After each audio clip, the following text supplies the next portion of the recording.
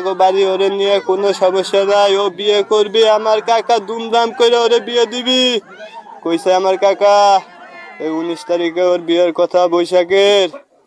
কইছে যে যদি টাকা কম পড়ে আমি জায়গা জমি বেচে আমার সহজে আমি বিয়ে দেবো।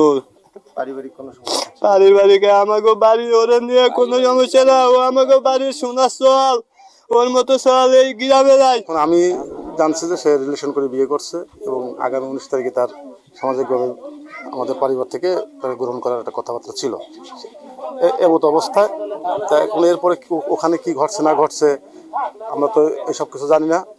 আজ এখন তো আমরা এই হঠাৎ করে জানতে পারলাম যে সে এরকম।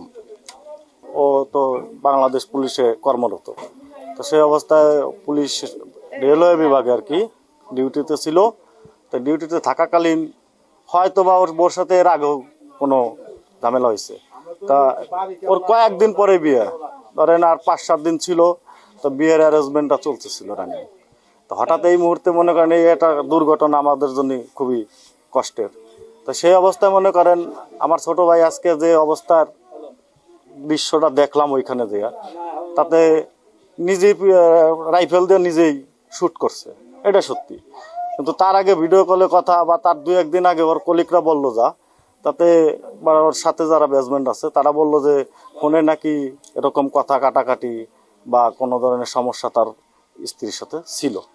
তো সেই অবস্থায় সে আবার গতকালকে কি ঝগড়া হয়েছে সেটা তার আমরা বলতে পারবো না, তবে ফোনে কথা হয়েছে এটা সত্যি। কথা হওয়ার পরে মনে করেন আজকে যে কথাটা আমরা তো অন্যভাবে জানতে পারছি, থানার থেকে খবর হবো। ওরা ফোনে কথা কওয়ার পরে এত সকালে কি কথা বলছে, বলার পরে যে মনে করেন ও অফিসের যে ডিউটি করে সে ঠিক সেই কক্ষেই যাইয়া নিজেরই পিস্তল দিয়ে কাজটা করছে। তার ফোনটা থানায় জমা, তারা আমাদেরকে বললো যে আমরা ইনকোয়ারি করব, ফোনে কি কথাবার্তা হয়েছে বা কি ভিডিও কলে কোনো কথাবার্তা হয়েছে কিনা।